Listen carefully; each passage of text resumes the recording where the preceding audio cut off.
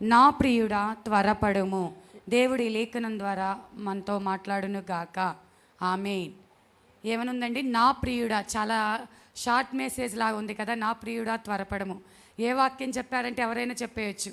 నా ప్రియుడా త్వరపడము అన్న మాట ఎవరైనా చెప్పేయచ్చు. కానీ దీనిలో ఉన్న గూఢార్థము ఏంటి? ఎవరి మాట చెప్తున్నారు? షూలమితి చెప్తుంది. షూలమితి ఎవరికి సాదృశ్యంగా ఉంది? సంఘానికి సాదృశ్యంగా ఉంది. మరి ప్రియుడు ఎవరు? యేసు ప్రభుల వారు. ఇప్పుడు యేసయ్యను త్వరగా రమ్మనే ధైర్యం ఎంతమందికి ఉంది? యేసయ్య త్వరగా వచ్చేసేయ్యా, యేసయ్య త్వరగా వచ్చేయి అంటే ఆయన రావాలని ఆశ అయితే మనందరికీ ఉంది. తెలుసు కూడా యేసయ్య మన కోసం వస్తాడు, మన కోసం ప్రాణం పెట్టాడు. అయితే మళ్ళీ తిరిగి మధ్య ఆకాశానికి రెండవ రాకడలో రాబోతున్నాడు. వచ్చినప్పుడు సిద్ధపాటు కలిగినటువంటి సంఘాన్ని ఆయన కొనిపోతాడు. ఆయనతో పాటు అక్కడికి వెళ్ళాలని ఆశ ఉంది. కాబట్టి మనందరం బాప్తిసం తీసుకొని ఆయన సన్నిధికి వస్తూ క్రమంగా వాక్యం వింటూ బలం పొందుకుంటున్నాం. అయితే ఈ ఆశ అయితే అందరికీ ఉంది, కానీ ధైర్యం అయితే అందరికీ లేదు. ధైర్యం లేదు. ఎందుకంటే ఆ మాట ఎందుకు చెప్పలేకపోతున్నారు అంటే, ఆయన వచ్చేసరికి మనకి సిద్ధపాటు సంపూర్ణంగా ఉందా, మనలో ఇంకా లోపం ఉందా, మనలో ఇంకా బలహీనత ఉందా? ఆయన రాకడంటే ఇష్టమే, కానీ అది రేపే అంటే రేపటికి మనం సిద్ధపాటు కలిగి ఉన్నామా? లేదా రాత్రికి మనం సిద్ధపాటు కలిగి ఉన్నామా? ఏంటి సిద్ధపాటు? యేసయ్య రావాలని ఆశ ఉంది. పాటలు పాడుతున్నాం, మేఘాల పైన ఆయన వచ్చుచున్నాడు, మేఘాల పైన ఆయన వచ్చుచున్నాడని సంతోషంగా ఆ పాట పాడేటప్పుడు ఎంతో ఉత్సాహంగా పాట పాడుతూ ఉంటాం. కానీ నిజంగా ఆయన మేఘాల మీద ఏ రాత్రికి వస్తే మన పరిస్థితి ఎలా ఉంది? సంపూర్ణమైన క్రైస్తవ్యంలోకి శుద్ధీకరణ కలిగి సిద్ధపాటు కలిగి ప్రాణాత్మ దేహములను పరిశీలన చేసుకొని దేవునికి ఇష్టముగా ఎంతమంది ఉన్నాము అంటే 50-50 కూడా కాదు, ఇంకా దాంట్లో చాలా తక్కువ మంది అని చెప్పాలి. ఇష్టమే ఆయన రావటం, కాదు ఇంకొంత ఆలస్యం అయితే బాగుండు. ఆయన వస్తాడని తెలుసు, కానీ ఇంకొంత ఆలస్యం అయితే బాగుండు. ఈ లోపల సరి చేయబడతాం, ఈ లోపల విడిచిపెడతాం. చాలా అండి. షూలమితి అంటే ప్రియురాలి యొక్క ధైర్యం ఏంటి? ప్రియుడా త్వరపడి వచ్చేయి, నువ్వు ఆలస్యం చెయ్యొద్దు. ఈ మాట అనేంత సత్తా ధైర్యము ప్రతి క్రైస్తవుడు కలిగి ఉండాలి. హల్లెలూయా. అయ్యా నువ్వు ఆలస్యం చెయ్యొద్దు, త్వరగా వచ్చేయి. ఈ మనసు ఎప్పుడు వస్తుందంటే దేవుని మనసు నీలోకి వచ్చినప్పుడు. ఆయన ఆశ ఏమై ఉన్నదో నీ ఆశ అదే అయి ఉండాలి. లెమ్ము రమ్ము, ఎక్కడికి వెళ్ళాలంట? పల్లెలకు పోదాం, గ్రామసీమల్లోకి పోదాం అంటుంది. ఎందుకంటే తనతో పాటు దేవుని తీసుకొని దేవుని సువార్తను ప్రకటించాలని, దేవుని ప్రేమను అజయ్ నువ్వు రాయ్యా. ఒక ప్రతి విశ్వాసి, ప్రతి సేవకుడు సేవకురాలు, ప్రతి ఒక్కరు అనాల్సిన మాట ఏంటంటే, అయ్యా నేను వెళ్తున్నాను, నాతో పాటు రా. ఏదో దేవుడంటే మందిరంలోనే ఉంటాడు, ఆదివారం మాత్రమే మనతో మాట్లాడతాడు, మిగతా రోజుల్లో ఆయన రెస్ట్ తీసుకునే. అలా కాదండి. నువ్వెక్కడికి వెళ్ళినా, ఏ స్థలానికి వెళ్ళినా, ఏ ప్రాంతానికి వెళ్ళినా, ఏ కష్ట సమయంలో నువ్వున్నా నీతో పాటు దేవుని రమ్మనే హక్కు నువ్వు కలిగి ఉండాలి. ఆయన మీద అంత ప్రేమ కలిగి ఉండాలి. నువ్వు నాతో పాటు రాయ్యా, మనం వెళ్ళి దేవుని పని చేద్దాం, మనం దేవుని చిత్తం జరిగిద్దాం, దేవునికి ఇష్టంగా జీవిద్దాం. నువ్వు నాతో పాటు రా ప్రభువా, నువ్వు నాతో పాటు రా అయ్యా అని దేవుని మనసు ప్రతి విశ్వాసి కలిగి ఉండాలి. రమ్మనంగానే ఆయన రాకడికి ఎదురు చూస్తున్న వారిలో మొదటి లక్షణం ఏంటంటే దేవుడి మనసు కలిగి ఉంటారు. అలాంటి మనసు కలిగిన వాడే దావీదు. ఏమంటాడు? దావీదుకు ఒక పేరేంటి? నా హృదయానుసారుడు అంటాడు. దావీదుకి దేవుడు అంటే పిచ్చి ప్రేమ. ఏమున్నా లేకపోయినా స్తుతించడమే. శ్రమల్లో పాటలు రాసేస్తూ ఉంటాడు, శత్రువులు తరుముతున్న పాటలు పాడేస్తూ ఉంటాడు, కష్టాల్లో పాటలు రాసేస్తూ ఉంటాడు. ఆయనకున్న ఎదుట ఉన్నది ఏంటంటే, నా దేవా నా చేయి విడిచిపెట్టొద్దయ్యా, నువ్వు నాకు తోడుగా ఉండయ్యా, నాతో రాయ్యా, నన్ను బలపరచయ్యా. పిచ్చి ప్రేమ. సొంత ఇంటివారు తృణీకరించిన అడవుల్లో ఉన్న దావీదు ఎప్పుడు దేవుడి మీద ఒక్క నేరారోపణ కూడా చేయలా. ఎందుకు ఇలా చేస్తావని. తనలో లోపమును బట్టి తన మీదకు ఒక శిక్ష వచ్చిన కుమారుడు కోసం ఉపవాసం ఉన్నాడు, కానీ ప్రార్థనకు జవాబు రాలా. ఎందుకంటే పాపం ఉంది కాబట్టి. కానీ దాన్ని బట్టి ఎందుకయ్యా నేను ఇన్ని రోజులు ఉపవాసం ఉన్నానే, ఇంత ప్రార్థన చేశానే, నా కుమారుడిని ఎందుకు బ్రతికించలేదని ఒక్క మాట కూడా అడగలేదు. ఎందుకంటే దేవుడు ఏ మనసు కలిగి ఉన్నాడో దావీదు కూడా అదే మనసు. ఎక్కడికైనా వెళ్ళాలి అంటే దేవుడు మనసులో ఉన్నది దావీదు ముందు ముందు చేసేస్తే దేవుడు అనుకొని ఉంటాడు, నాకు తెలిసి దావీదుని బట్టి నేను అనుకున్నానే నా కుమారుడు చేసేసాడే అని సంతోషపడతాడంట.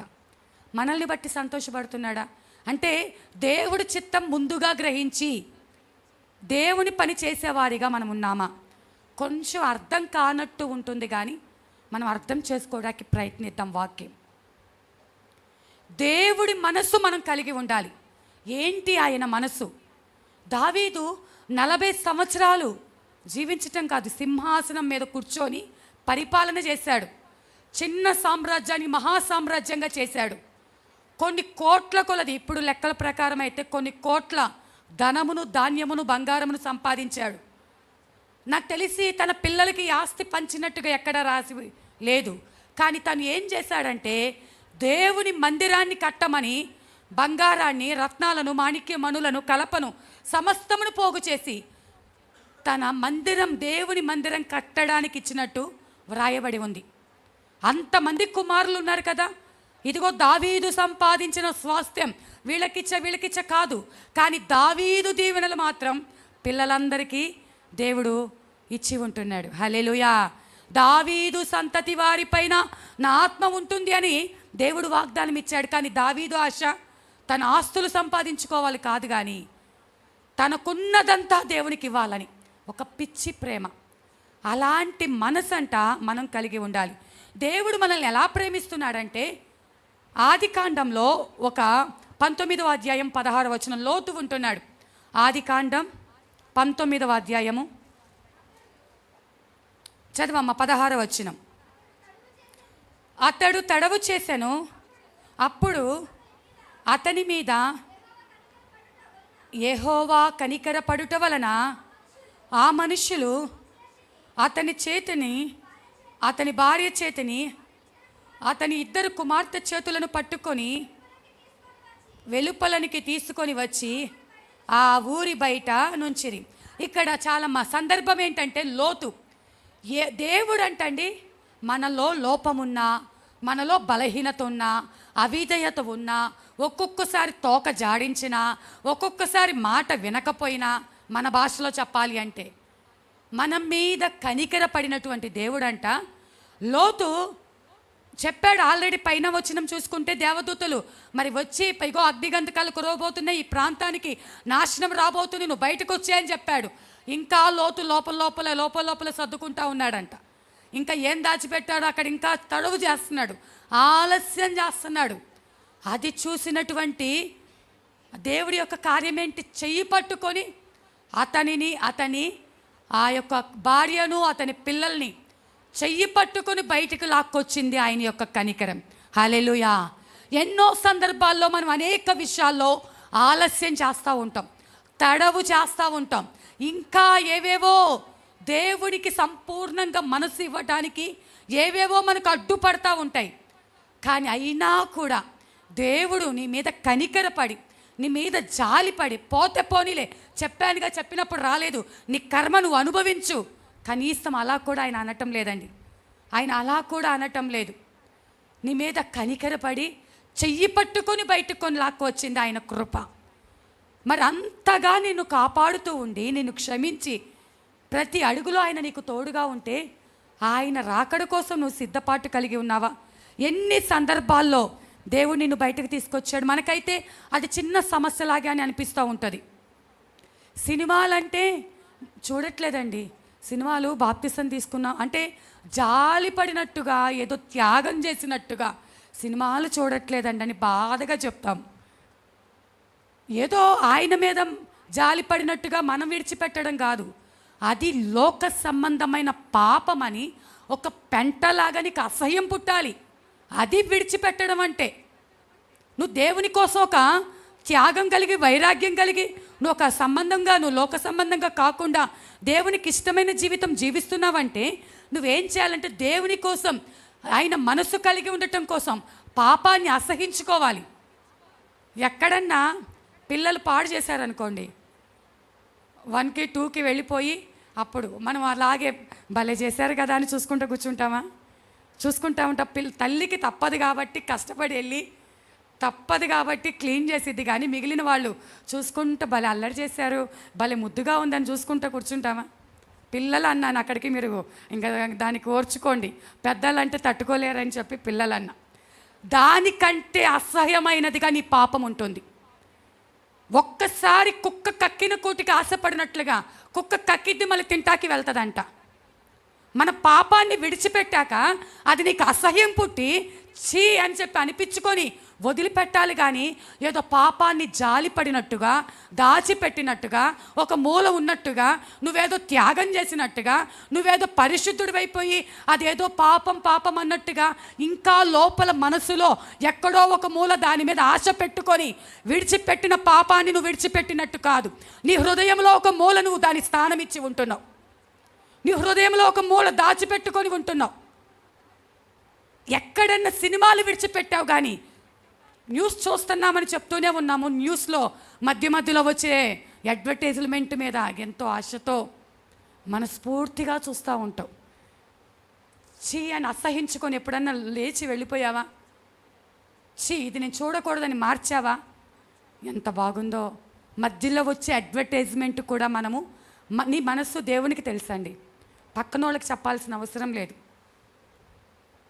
పైకి మాత్రం మేము చూడట్లేదు, సినిమాలే కాదు, సీరియల్సే కాదు, మరికొంతమంది ముచ్చటగా మంచి సినిమా, కుటుంబ కథా చిత్రం, ఫ్యామిలీ సినిమా, కుటుంబంలో ఎలా ఉండేదో నేర్పించేది ఎవరైనా చూడొచ్చు. అలా సాతాను అనేక పన్నాగాలతో నిన్ను మోసపరుచుతుంది. రాయితే ఏదైతే ఏమైంది? తల పగల కొట్టడానికి. ఏ రాయితే ఏమైంది? పళ్ళు ఊడగొట్టుకోవడానికి. ఏదైనా ఒక్కటే పాపం, ఏదైనా ఒక్కటే పాపం. నువ్వు తెలుసుకోవాల్సింది ఏంటంటే దేవుడు ఇంత కనికరం చూపిస్తున్నాడు, ఆయన రాకడ సమీపంగా ఉంది కదా, నాలో ఎందుకు ఇంకా మార్పు రావటం లేదు? ఇన్ని వాక్యాలు వింటున్నాను కదా, నాలో ఎందుకు మార్పు రావటం లేదు? ఏదో వెళ్ళాము ఆదివారము, మందిరానికి వెళ్ళకపోతే ఏమన్నా అవుతుందేమో, మందిరానికి వెళ్ళకపోతే ఖచ్చితంగా ఇల్లు అలా కనపడి రావాలి. నేనైతే వ్యాపారం చేసేటప్పుడండి తప్పని పరిస్థితుల్లో ఒక్కోసారి శుక్రవారం అలా కొనుగోలు చేయటానికి, స్టాకు కొంటాకి వెళ్ళిపోయి తప్పని పరిస్థితుల్లో కొన్ని కావాల్సిన ఐటమ్స్ దొరకకపోతే ఆగిపోవాల్సి వచ్చేది. ఆదివారము అక్కడే హైదరాబాద్లో అలా ఉండాల్సి వచ్చేది. అప్పుడు మా చుట్టాలింటికి వెళ్ళి మందిరానికి వెళ్ళకపోతే ఒక భయం నాకు, అమ్మో మందిరానికి వెళ్ళాల్సిందని. ఆ హైదరాబాద్లో అందరి అడ్రస్లు అడిగి అడిగి అడిగి ఎక్కడ చర్చ్ ఉందో ఆ చర్చిలోకి వెళ్ళి, వాక్యం ఎప్పుడు ఉంటుందో మనకు తెలియదు కదా టైమింగు, అయినా కూడా ఆ మందిరం లోపలికి వెళ్ళి ఉంటే సగం వాక్యం అన్నా వినేదాన్ని, లేకపోతే చివరిలోనైనా మోకరించి చిన్న ప్రార్థన చేసుకొస్తే అప్పుడు నాకు సాటిస్ఫాక్షన్, అమ్మయ్యా వెళ్ళాలి అని. కానీ నాలాంటి భక్తి చేయకూడదు. అసలు ఆదివారము నువ్వు దేవునికి తప్ప వేరొక ఏ దానికి కూడా నువ్వు సమయం ఇవ్వకూడదు. ఆయన దినం, ఈ దినం ఆయన కోసం ప్రతిష్ఠించబడిన దినం. ఈ దినము నువ్వు ఎంతగా కష్టపడగలవో, ఎంతగా స్వార్థ ప్రకటించగలవో, ఎంతగా స్తుతించగలవో, ఎంతగా మందిరంలో పని చేయగలవో, ఎంత ఉన్నా ఆయన పని మీద నువ్వు ప్రయాసపడాలి తప్ప. కొంతమంది మరి పరిస్థితుల్లో చాలామంది కుటుంబాలు గడవనటువంటి వారు వెళ్తున్నారు. నేను వాళ్ళకి కఠినంగా చెప్పలేను, కానీ దేవుడు వారిని దర్శించినప్పుడు వారు కూడా సంపూర్ణంగా చక్కగా ఆదివారం అంతా దేవుని సన్నిధిలో కనపడాలి. ఎందుకంటే కుటుంబాల పోషణ కోసం కొంతమంది కష్టపడుతున్నారు. నేను వాళ్ళని గద్దించలేను, కానీ ప్రేమతో ఒకటి తెలియచేసేది, ఈ ఆదివారం మందిరానికి మానేసి మనం ఎంత ప్రయాసపడినా కూడా అది వ్యర్థము. దానివల్ల నష్టపోతాము తప్ప దాని వలన మనకు ఆశీర్వాదం ఉండదు. నేను ఎందుకు ఈ మాటలు చెప్తున్నానంటే దేవుణ్ణి మనం ఎంతగా ప్రేమిస్తున్నాము అన్నది మనకు ఇంపార్టెంట్. మరి ఇక్కడ దేవుణ్ణి ప్రేమించే విషయంలో ఇంకొక మాట మీకు అర్థమయ్యే భాషలో చెప్పాలి అంటే, ప్రియుడు ప్రియురాలు గురించి మాట్లాడుతున్నాను. నేను తరచుగా చెప్పే సంభాషణ. మరి ఒక ఇద్దరు యవనస్తులకి ఆ అబ్బాయి అమెరికాలో జాబ్ చేస్తున్నాడంట. అమెరికాలో జాబ్ చేసే అమ్మాయికి ఇక్కడున్న అమ్మాయికి ప్రదానం జరిగిపోయింది. ప్రదానం జరిగిపోయిన తర్వాత సంతోషంగా అందరికీ తెలిసేటట్టుగా ప్రదానం చేసి చక్కగా భోజనాలు పెట్టారు. అయితే అమెరికా అబ్బాయి కదండి, మంచి మంచి వస్త్రాలు తీసుకొని వచ్చాడంట. మంచి మంచి వస్త్రాలు తీసుకొని వచ్చాడంట. వాటన్నిటికీ కూడా మరి అవి ఇచ్చి ఆ పెండ్లి కుమార్తెకి ఇచ్చి మళ్ళీ ఒక 6 నెలల్లో నాకు టైం దొరికిద్ది, అప్పుడు వచ్చి పెళ్లి చేసుకుంటా అన్నాడు. 6 నెలలు గడిచిపోయింది, సంవత్సరం అయిపోతుంది, ఇంకా అమెరికా నుంచి పెళ్లి కొడుకు రాలేదంట. అమెరికా నుంచి పెళ్లి కొడుకు రాలేదు. ఆయన 6 నెలలు అనుకున్నాను కానీ ఇంకొక 6 నెలలు పట్టేటట్టుంది అని ఒక కబురు అందింది. ఎక్కడి నుంచి? అమెరికా నుంచి. ఇప్పుడు పెండ్లి కుమార్తె అయ్ భలే కుదిరింది, మంచిదయింది, అమ్మయ్యా అని సంతోషంగా డ్యాన్స్ వేసింది అనుకోండి, గంతులేసింది అనుకోండి, సంతోషంతో చప్పట్లు కొట్టింది అనుకోండి, అమ్మయ్యా ఇంకొక 6 నెలలు, ఇంకా నాకు పెళ్ళి ఇంకొక 6 నెలలు పోస్ట్ పోన్ అయిపోయింది, ఇంకా అబ్బాయ్యా ఆయన రాలేదు అనుకుంది అనుకోండి. దాని అర్థం మనం ఏమని గ్రహించాలి? 6 నెలల్లో వస్తానన్నవాడు 6 నెలలకు రాకపోగా ఇంకొక 6 నెలలు టైం పట్టింది అన్నాడు. ఇప్పుడు పెండ్లి కుమార్తె దద్దినక్క అని చెప్పి డ్యాన్స్ వేస్తుందంట. అయ్యి నాకు మంచిగా అయింది అని చెప్పి డ్యాన్స్ వేస్తుందంట. అయితే ఎందుకు ఆమె అంత సంతోషపడుతుంది? పెండ్లి అప్పుడే జరగటం ఆమెకి ఇష్టం లేదు. పెండ్లి జరగటం ఇష్టం లేదు. అలా కాకుండా పైకి అవునా అని లోపలికి వెళ్ళి బాధపడుతూ ఉంటుంది పెండ్లి కుమార్తె. యవన కాలంలో ఉన్న కుమార్తె ఆల్రెడీ సంవత్సరం అయిపోయింది, వస్తా అన్నాడుగా, అందరికీ తెలిసిపోయింది కదా, ఇంకా రాలేదేంటి అని మనసులో బాధ ఉందనుకోండి. ఆమె నిజంగా పెండ్లి కుమారుని కోసం ఎదురు చూస్తున్నట్టు.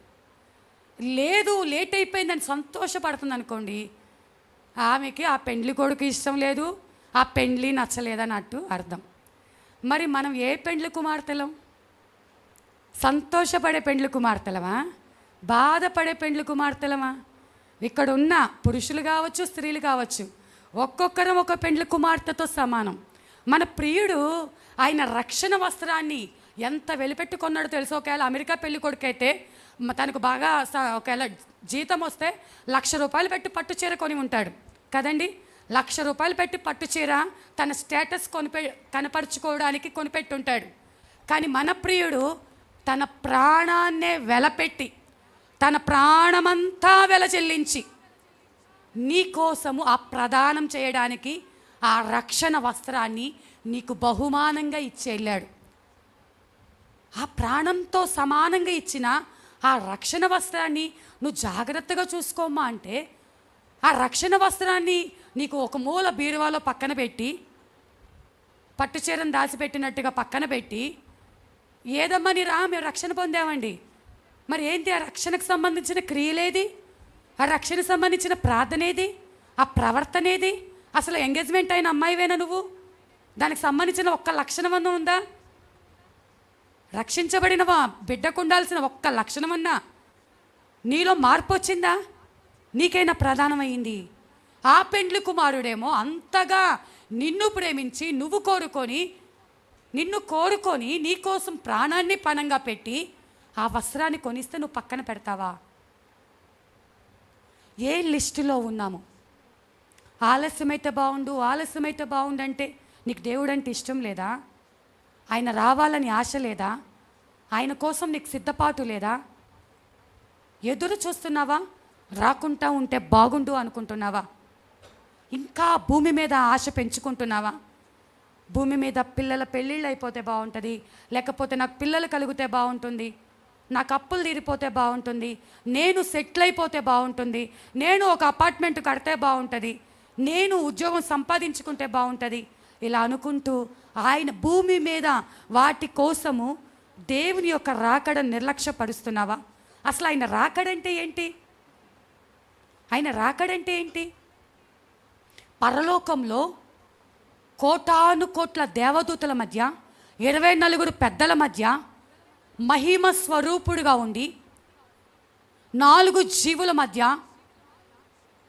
మరి రత్నమాణిక్యాలతో వజ్రాలతో ఒక బంగారు సింహాసనం, ఆయన పాదపీఠమే భూమి, ఆకాశమంత సింహాసనం, అంత గొప్ప దేవుడు నిన్ను తీసుకెళ్ళబోతున్నాడు, నిన్ను అక్కడికి తీసుకెళ్ళబోతున్నాడు. ఎప్పుడెప్పుడు వెళ్తామా, ఎప్పుడెప్పుడు చూస్తామా? నా ప్రియుడు ఇక్కడ ఈ లోక సంబంధంలో లాగా ఏదో ఉద్యోగాలు, ఆస్తులు, అంతస్తులు కాదు. మన ప్రియుడంట ఆకాశమంత సింహాసనం మీద, భూమి అంత పాదపీఠం మీద కూర్చొని, నిన్ను తన పక్కన కూర్చొని, ఈ భూమిని మళ్ళీ నూతన ఆకాశం, నూతన భూమిని ఏర్పాటు చేసి నిన్ను తనతో పాటు తీసుకొని వెళ్ళి ఈ యొక్క భూమిని ఏలాలి అని, ఈ భూమి మీద అధికారం నీకు ఇవ్వాలి అని ఆయన కోరుకుంటుంటే, నువ్వేమో ఇక్కడ ఉన్న ఈ యొక్క తుచ్చమైనటువంటి ఇది ఉంటే చాలే, అది ఉంటే చాలు, ఇక్కడితో అడ్జస్ట్ అయిపోదాం అని వీటి మీదే మనసు పెట్టి, అసలు ఆయన నీ కోసం ఎన్నో సిద్ధపరిస్తే ఆ మహిమ చూడాలని లేదు. యోహాను వంటి పరిశుద్ధుడే ఆ ప్రభువుని చూడగానే చచ్చిన వానిగా ఆయన పాదాల యొద్ద పడ్డాడంట. ఏది? దేవుని ముఖ దర్శనం చూడగాని. ఆ అపోస్తులలో 12 మందిలో యోహాను గారు ఒక్కడే నిలబడ్డారు. ఎందుకు? ఆ యొక్క ప్రకటన గ్రంథం, జరగబోయే వాటిని, మనకు అవసరమైనటు వాటిని ఆయన నూనెలో వేసిన చావలేదు, లోయలో పడేసిన చావలేదు, ఎంత హింసించిన యోహాను గారు చావలేదు. ఎంత పరిశుద్ధత కలిగిన వ్యక్తో, ఎంత పరిశుద్ధత కలిగిన వ్యక్తో! ఆ వ్యక్తే ఆ మహిమను చూడలేక, తట్టుకోలేక చచ్చిన వానిలాగా పాదాల యొద్ద పడితే ఆ మహిమను చూడటానికి కన్నులు సరిపోలేదంట. మనం ఎంత అండి? మనకి చూడాలని ఆశ లేదా? మనకంటే ముందు వెళ్ళిన మోషేను చూసే భాగ్యము, ఇర్మియాని చూసే భాగ్యము, పౌలు గారిని చూసే భాగ్యము, ప్రవక్తలను, అపోస్తులను, పరిశుద్ధులను, మంచి మంచి స్త్రీలను, హతసాక్షులను చూసే భాగ్యము మనకుంది. నేనేదో ఇప్పుడే మీరు వెళ్ళిపోండి, మనం వెళ్ళిపోదామని నేను చెప్పట్లేదు. వెళ్ళిపోవడానికి సిద్ధపాటు ఉన్నదా? ఆశ పడుతున్నావా? అసలు విషయాల గురించి ఆలోచిస్తున్నావా? వీటి గురించి ఒక అవగాహన నీకుందా? రక్షణ పొందింది ఎందుకు? క్రైస్తవులు 100 మంది ఉన్నారు, మా సంఘంలో 50 మంది ఉన్నారు, ఇంకో సంఘంలో 50,000 మంది ఉన్నారు. లెక్కలు వేసుకోవడానికి కాదు, మా జనాభాని పెంచుకోవడానికి కాదు, నరకం నుంచి తప్పించబడటానికి. ఎంతమంది పరలోక రాజ్యానికి వెళ్తాం, ఎంతమంది ఆశతో ఉన్నారు. అయితే మనకు ఇక్కడ ఉన్నటువంటి మనం అందరిలో కూడా అందరికీ ఆశ ఉంది అంటే ఈ 3 లక్షణాలు, నేను ఇప్పుడు 3 లక్షణాలు చెప్పబోతున్నాను.